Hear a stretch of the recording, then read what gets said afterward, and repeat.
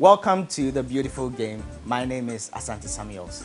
Mamelodi Sundowns ended their pre-season tour in Ghana with a 2-0 win over Ebusua Dwarfs. This game took place at the Robert Mensah Stadium last Wednesday. This makes it 3 wins for the Absa Premiership side as they go into the new season. Some may ask or some may wonder why Ghana, but the coach wanted tough opponents and an uncomfortable conditions to prepare his team. That's why they chose Ghana.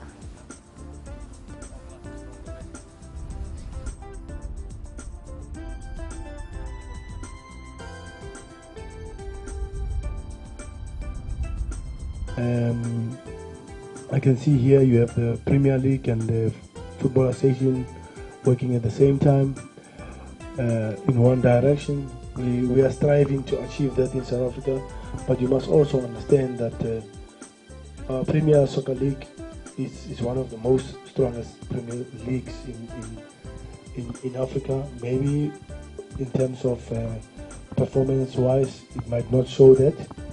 But in terms of marketing, promotion, programs, I'm here, I see it here. So if it was not that good, you wouldn't be seeing it here, you know.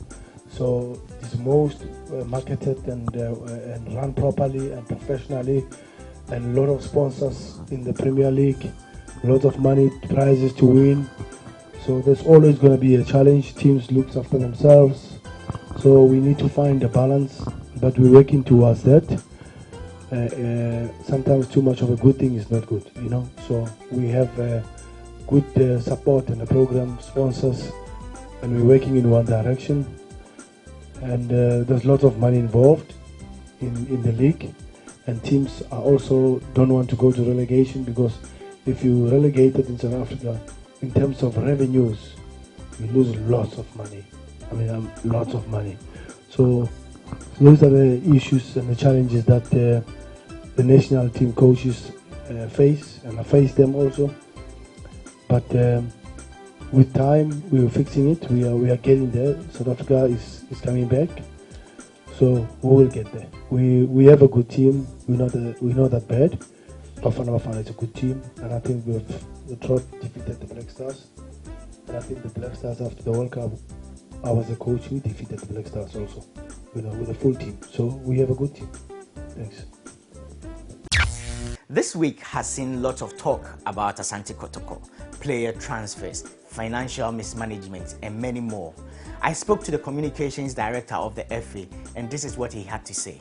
Well, the transfer matching system brought up by FIFA is meant to bring greater transparency in the way transfers are done. People are very emotional about issues when it comes to transfer money, because clubs face difficulty in running clubs, in running the teams. So when they get some money to be able to help in running their clubs, you know, they will be edgy about, about it.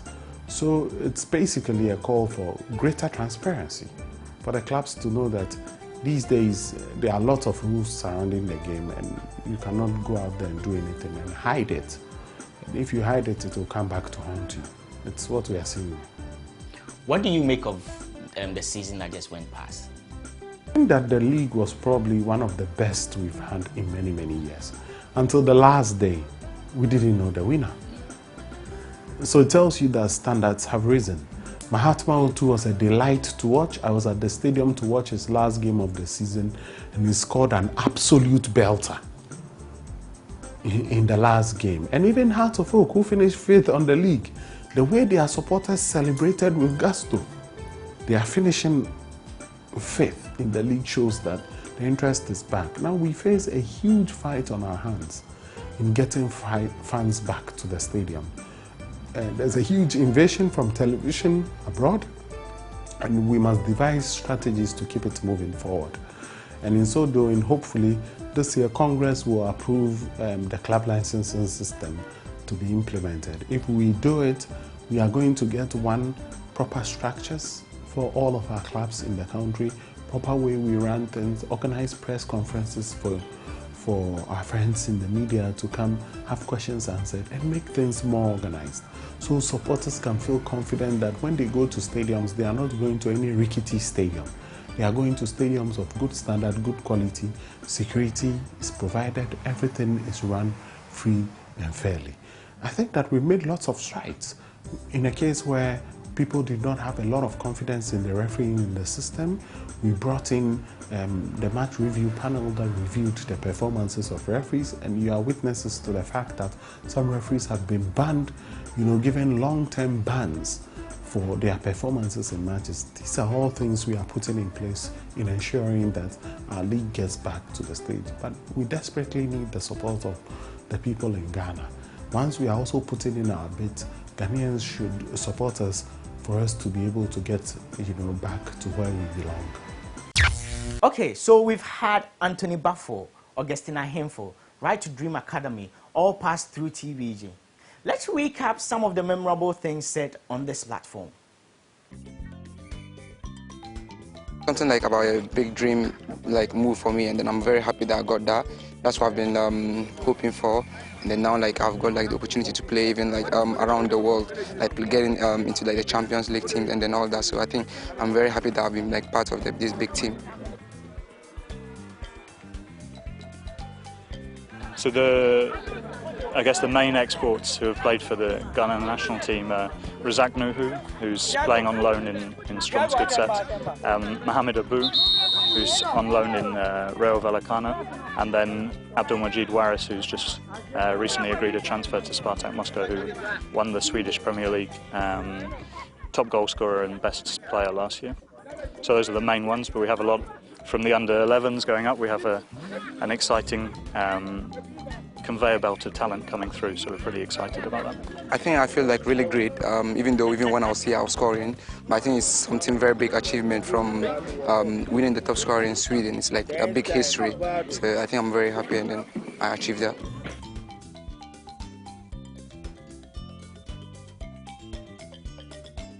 I think Right to Dream has a passion for developing players.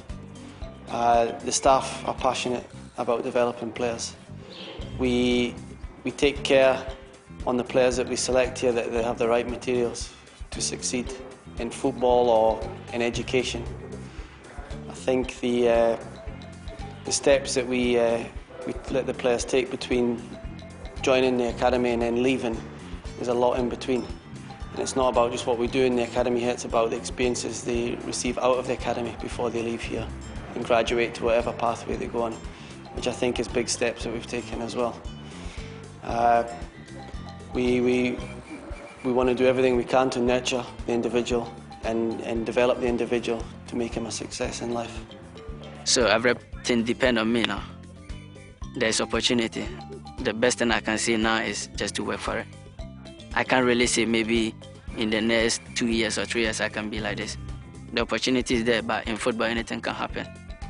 So at the moment I'm only concentrating and focusing on how to get there, which is to play football. So yeah, at the moment that's the aim, which is 2014 I should be 18, and by that time I think with my determination and with the support of Right to Dream I can achieve that and get in the contract. So yeah. I think there's nothing much I can say than I'm trying to give back to the whole of not only Right to Dream but the whole of Ghana, trying to be a role model for everyone in Ghana. I think that's the only thing, that's the only way I can give back properly. As you said, academies are springing up all over the place, and I think you'll see in the national team, especially in Ghana now, at the under-17 level, a lot of the players are coming from the academies, and I think that's a positive thing because they've been able to achieve qualification to the African finals, and I think other countries are also on the same pathway because they've got a lot of successful academies that they've used at that level as well. In terms of winning trophies or going to the World Cup, what was the problem with your generation of footballers? Well, first of all, I came to the national team with a totally different background. For me, Viofanti, Ashanti, Lagomba, Gan, Ashanti or Ewe is all the same. And I would never make an ethnical difference if I'm talking to somebody. But then You see the different languages, different kind of communications, and there was a certain point where I think this team spirit was not that positive, because this is the percentage which will make you not winning trophies. This is something I always communicated to the generation of Appiah, Asim, Sulumontari, John Mensah, John Paintsell, Eric Bekoe, Richard Kingston, Ojan, and the rest. You don't need to be friends, but one thing which is very, very important, you have to go for the same objective. And on the pitch, you have to show that. If you don't show it, the end result will not be like the way you expected it to be. So team spirit, discipline, focus at the appropriate time is very, very important. Ups and downs are with every footballer and every human being. So you have to live with that.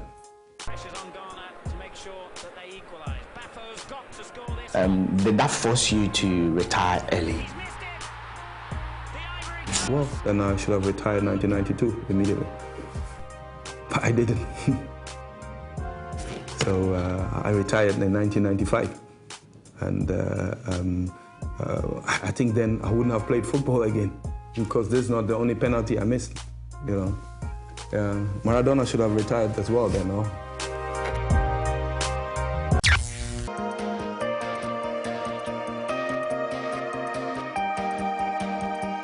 You know, striking instincts are natural.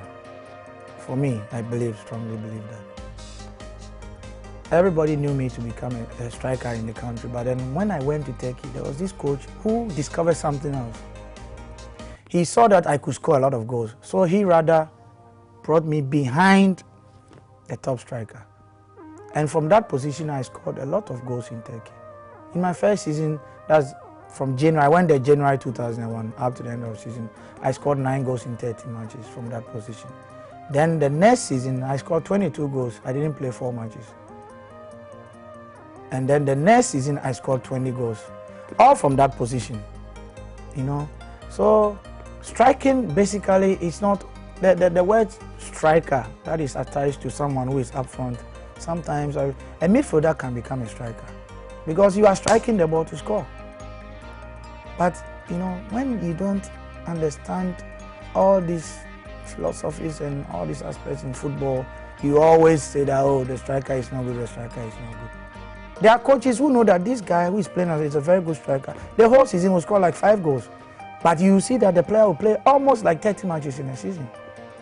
But in our part of the world, you play 1 or 2 games without scoring, it's a problem.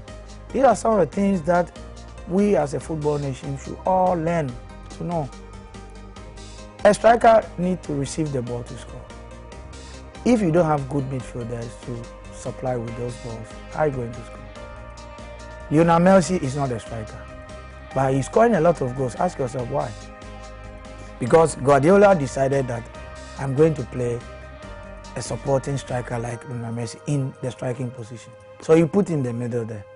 He will come all the way to the center circle, sometimes to his half of the leg, of the turf.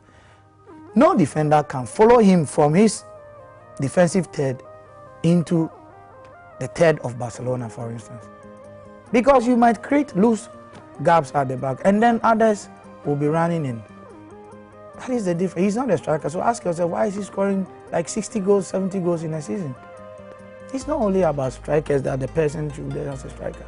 The whole team, if they should work well, will not be complaining, because if the national team of Ghana, let's say for instance, is playing and scoring in every match, Asamoah Gyan or whoever is playing will not be blamed, because we will not even be thinking about those goals. But because our way of playing is different, we are always relying on one person, 2 people to score goals. Don't forget to send all your comments to our social network contacts. After the break, we talk to a former Asante Kotoko striker, now Brekum Chelsea's top man. You can go have your water now.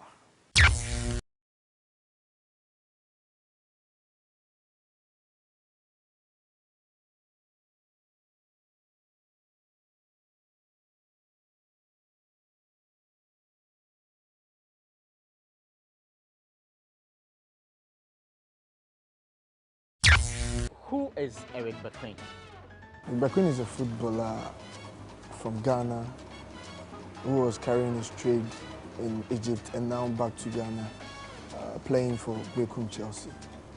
So, how did football start for you? Football came in, I would say, as a gift because I wasn't taking football that serious. And I had a call. I was even coming back from the beach. I went to train. So I started, that was on Monday evening. They called on me to come and play at Kotobabi. When I went there, Lord and behold, if you see the squad that was around, the crowd, people sitting on top of the roofs of the school, my former school, and I was like, are you sure I was the one who was being called to come and play with these people? They were like, yeah, you've been called to come and play. I said, okay. I came in and, in fact, when I saw the guys, Christina Hinfo, Ose Kufo, Jojo Ponwia, Marcel Deseli, all the squad were all there. So you can imagine at my age, and I was being called to join these people. And I mean, when the game started, when I went inside, about 5 minutes, I haven't even touched the ball. I kept roaming, and the man who gave me the opportunity to come and play was called Bremansu. Yeah, he's the one who normally shares the players when you go to Kotobabi. During that days until now, he tried to organize the stars when the stars come down for holidays and all that. So as I was playing, he was also refereeing, and he was like, he was saying in the Ghana language, Eric Bekoe, like, have you seen the kind of players who are at the bench, on the bench, and then I've given you this kind of opportunity. Please prove people wrong. And I was like, you shouldn't worry. If I have my share of the cake, I'll always get it. So as they were playing, and a ball came to one guy called Nibano. He's one of the stars when you talk about Kotobabi football. He was used for the Milo advert, the first Milo advert that came. So he was used for that advert. And he gave me a wonderful pass. When the pass came, I controlled with my left eye. And with the same left eye, I shot from a very cute angle into the net. And the whole field, I mean, it took time for even the crowd to leave the field because I was a young chap among them that I was able to score that kind of goal. And we're down by 1 by then, so when I came in there. So after Jojo Ponwia saw me, he even called me and told those people, those big guys around, that this is a talent that they have to watch. So that was where I got my chance to be called into the national team, which is the under-17, to join Liberty Professionals. Because I was scouted by Jones Atukwefield. He came and watched the game against Power FC, and I scored a very wonderful goal, and I would say a striker's goal. And from then, and the funny aspect is I signed contract with Asamoah and Michael Helegbe the same season. Yeah, we all joined the club the same, though they were from the junior team of the club, which is Liberty Professionals, but we all signed the same year. And from there, life started going on in the Premiership. Though I couldn't get enough play time, but whenever the chance is being given, I make sure I make use of the chances. So, what is your form like? I would say currently, I thank God I'm back. And there are a whole lot of rumors that was going around. And I think there's a platform I can use to clear the waves because people were saying he has knee injury, he has this, and it was on the net. I even saw it on the net, people saying he has. In my career, I've never experienced any knee injury before. I had a shin, I had a crash on my shin. And I was being, and it wasn't even that serious, but due to, football is a very long journey. And it's like a military man. You always have to be sure, be ready that you are totally ready for the job. So I told Petrojet to fly me out of the country, which they flew me to Scotland for a surgery. And the surgery wasn't, I won't even say it was an operation because it was just a biopsy for me to be sure that after the injury I've not been infected with cancer or whatever. That was why I requested for the biopsy in Scotland, which I have every document that witnesses that it wasn't a knee injury or whatever. And even with that injury, you know, this is one thing that is killing we players from Africa when we travel outside. Because we normally look at, I mean, people at home, how you're going to take care of them, the family, friends, and people that depend on you.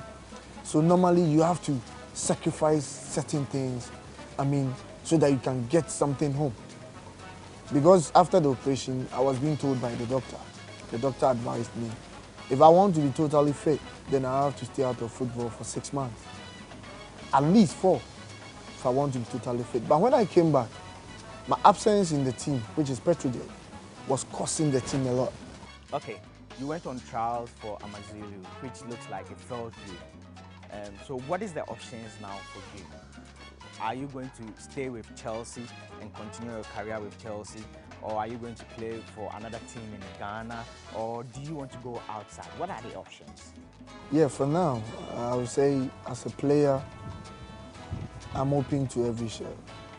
And if any team should approach Chelsea for my signature, if Chelsea agrees, then I'm also ready to leave for any team for now.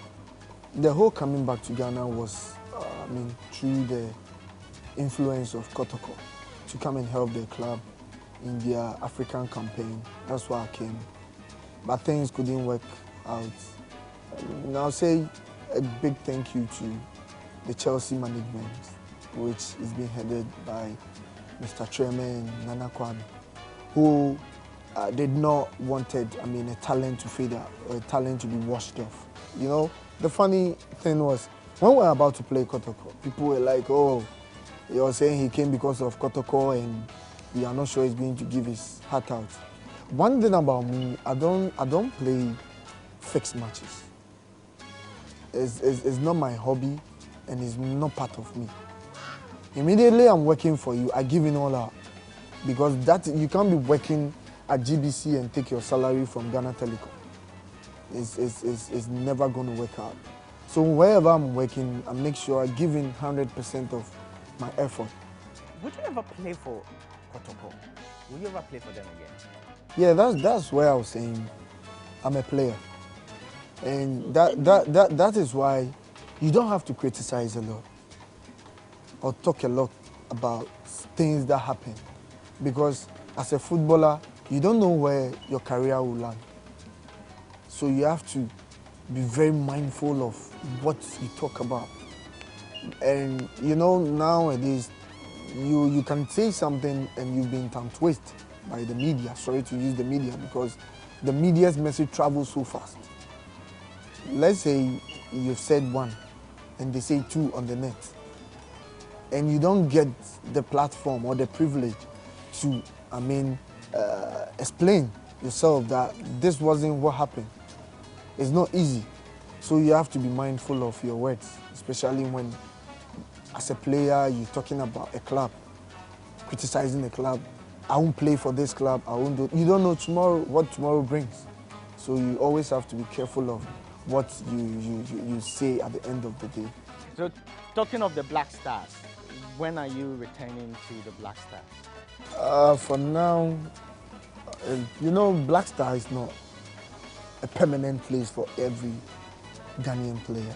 It's just like a bypass something for everyone. When your time comes and you've been given the opportunity, you make sure you give it all out. You print your name boldly in capital letters. Then you leave it there for the future sake. So for me, I can't tell you I'm coming back to the Black Star today or tomorrow.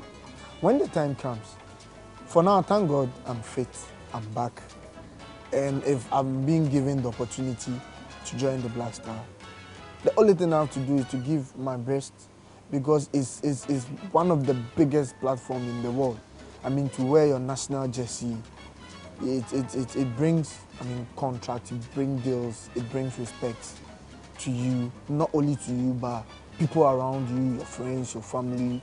You make them proud and all that. So I'm waiting for my time. I'm so young to, give it up that I'm old and I can't get the chance to play for the national team. I'm doing my best. When the time comes and I'm being given the opportunity to wear the national colors again, I'll just give it all out. Print my name boldly in capital letters and leave it there. Chelsea has a new coach, Coach Loco from Amidaus. How easy is it going to be As for you a player, you don't have to be selective at the first place. Saying, if not this coach, I wouldn't play, or if not this coach, I can't perform. Once you're a sportsman or you're a professional footballer, yours is on the field. And your prayer should be like, I'm praying, I always suit into his pattern. That's all. It's been years I played in Ghana, so I can't say much about him, but all I know about him is he's been able to build a team, which is Amidaus. He's been able to build a very good team, solid team. And, you know, to be a coach or be head of is the kind of team that you make out of the players. That makes you a big coach. Someone like Mourinho, he even celebrates more than the players. When you watch when his team scores and all that, he even jubilates more than the team. And he makes the players to know that they are playing for him. The kind of motivation, the encouragement, the psyching and everything, that draws my mind back to Coach Bashir Efo. When I was working with him, he's one coach, he's a father, he's a brother, he's a psychologist, he's a teacher, before he's a coach. So when it comes to such a person, he's an all-round something. He's one coach, I would say, I enjoyed much working with. And also my coach way back in Coast, during my time in my TJ, Coach CK. He's also one coach who have that kind of footage of Coach Bashir effort. Because he always makes you know that you are somebody. And with your preparation or your eagerness, you can do much better than you think you can.